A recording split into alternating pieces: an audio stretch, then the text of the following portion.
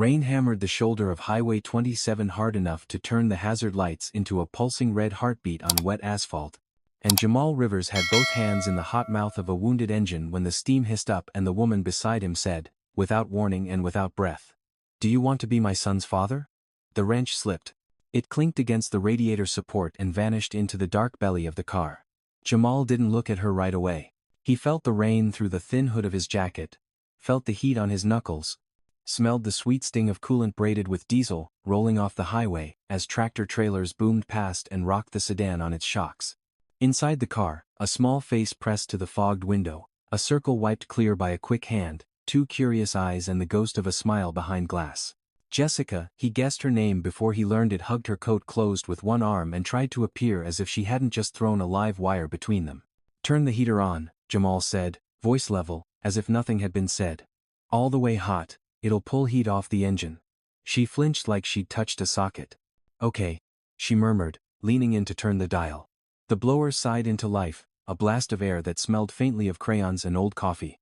"I didn't mean," she started, and stopped. Rain running off her hood in silver strings. The wipers kept their stubborn metronome. Jamal braced his wrist against the radiator support, found the wrench by feel, and tightened the clamp he'd already loosened. He had lifted the hood by instinct when he'd seen the plume of white drift up like a distress flag 3 minutes back. He'd pulled over because that's what you do when you can do something. He told himself that, even now. While the woman's question rang in the dark space between thunder and breath. He worked in quiet economy. One rag in the back pocket, one flashlight clenched against his shoulder. Each motion deliberate, no wasted gesture. He didn't have to look to know the kid had unbuckled and climbed forward into the passenger seat to watch, knees tucked up, small sneakers tapping the glove box in time with the rain. "Is he like a superhero?"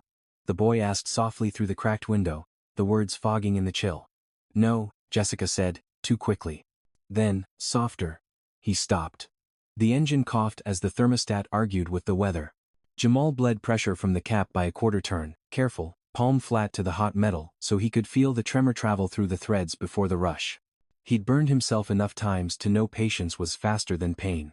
"You almost overheated her to death," he said. No judgment, just the fact of it. "I kept driving," she said, voice thin from the cold and something else. There wasn't a shoulder for a mile back. There had been, but it had been narrow and muddy, and the kind that swallows tires whole. He didn't say it. Steam thinned. He could see the engine's shape again, a wet rib cage under a dome light that made everything a little more human. Jessica stood close enough that he could hear her swallow. She said. And then laughed. A small, brittle sound that broke against the hood. "I can't believe I said that." People said stranger things in rain and worry. They said prayers they didn't believe in and apologies to no one in particular, and sometimes when the world narrowed to a dead car and a wet child and a stranger with calm hands they said the truest thing they didn't mean to. "Try the ignition," he said. She slid in, twisting the key with a breath held, and the sedan gave a reluctant churn, then caught at a sullen idle. "Don't shut her off for 20 minutes, he said. "Keep the heater blasting. Let the needle drift down." Jessica stepped back out. The dome light framing her in a doorway of gold that made the rain look gentler than it was. "Thank you," she said. Her voice had more weight than her body did. The kid had plastered a drawing to the window, a square-headed stick man holding a giant wrench bigger than his torso.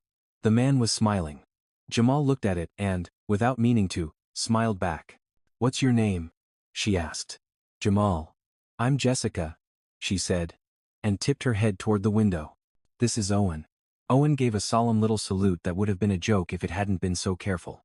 Jamal wiped his hands on the rag, rain turning the grease into gray ribbons that ran over his wrists. "Why did you stop?" she asked, instantly looking like she regretted asking. "Because I could help," he said simply. She nodded, one quick tilt.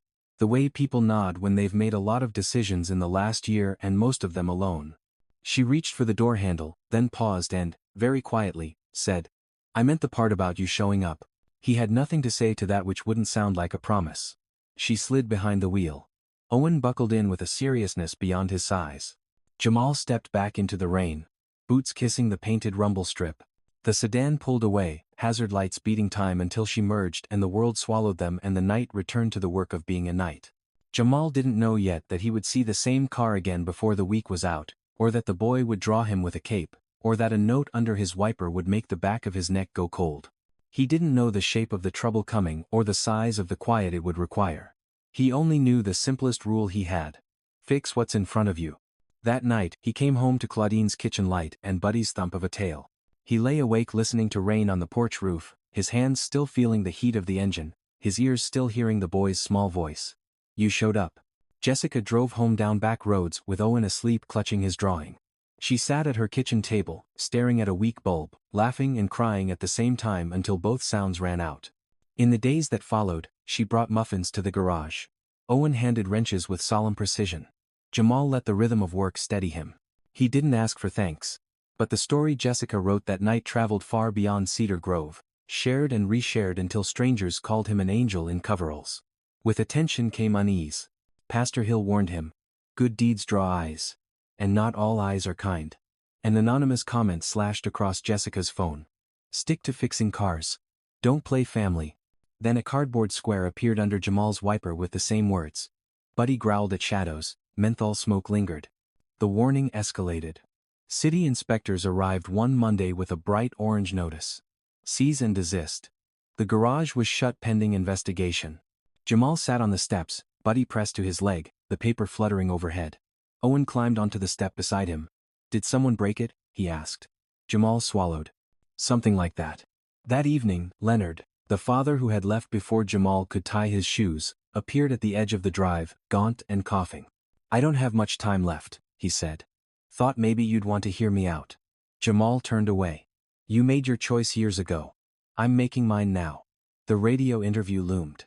Jessica convinced him to go, promising it would help. Under buzzing fluorescent lights, midway through, Owen looked up and said clearly into the mic, he's my dad. The room froze. Jamal's breath caught like a jammed gear. Cameras clicked. He muttered something about a break and fled the studio into the rain. That night Jessica drove home with the pickup tailing her too close, headlights off until the last second.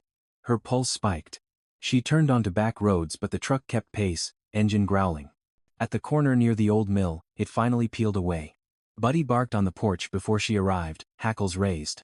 Across town, Jamal lay awake, betrayed by systems that punished help, by a father who had abandoned him, by fate handing him a boy's trust he wasn't sure he could carry. The storm that had begun on a lonely highway was gathering force. But the next morning, Jessica appeared with a stack of envelopes, photos, checklists, testimonies from people Jamal had helped. Miss Lillian brought doorbell footage of the pickup dropping the cardboard note. The license plate matched a rival repair shop owner. Pastor Hill offered the church gym as a certified repair space. Jamal looked at them and felt something shift. The fight wasn't only his. The following week the church gym echoed with tools and voices. Families came not just for repairs but to testify. Reporters showed up.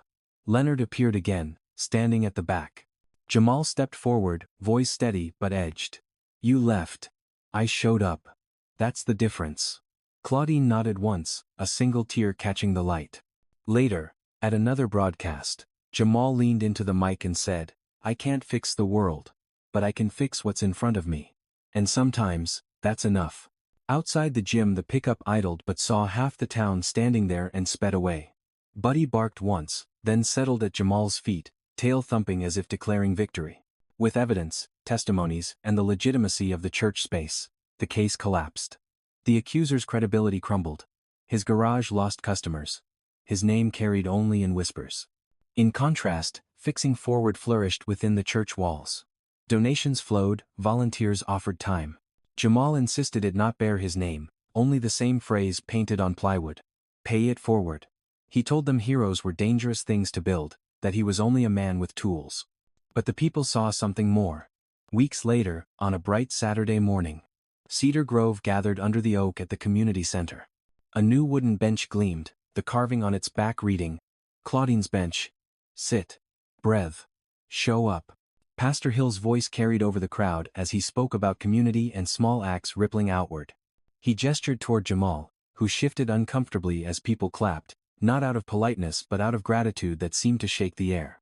After the ceremony, Jessica watched Jamal bend to help Owen with a stubborn knot in his shoelaces. The boy grinned up at him, and in that simple exchange something unspoken passed between them, stronger than vows. Leonard appeared at the edge of the gathering, leaning heavily on his cane. Jamal walked over. I'm not here to fix you, he said evenly. But I won't carry hate, either. Leonard nodded, eyes damp, then turned away. Claudine reached for Jamal's hand, squeezing once, the lines of her face softening as if she could finally breathe. Later, as the sun dipped low, Jessica invited Jamal over. He brought his tools, and together they built a small porch step so Owen could leap down safely without tripping on cracked concrete. When the last screw was driven and the steps stood firm, Owen bounded up and down, laughing until he tumbled into Jamal's lap. Jessica leaned against the railing, watching them, her eyes saying more than her lips dared. She didn't repeat the question from that rainy highway night, but it hung in the air, reshaped now, no longer desperate but hopeful. Jamal ruffled Owen's hair, and looked at Jessica. "I don't know what tomorrow brings," he said quietly. "But today, I'm here." She nodded, smile trembling but sure. One evening, Jessica found him on Claudine's porch.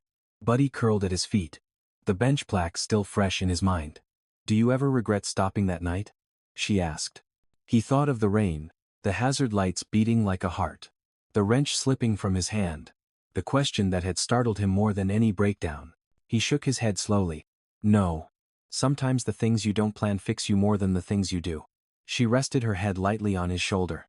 Owen's laughter carried from inside, a sound freer than it had been in years. Jamal closed his eyes, letting it settle into him.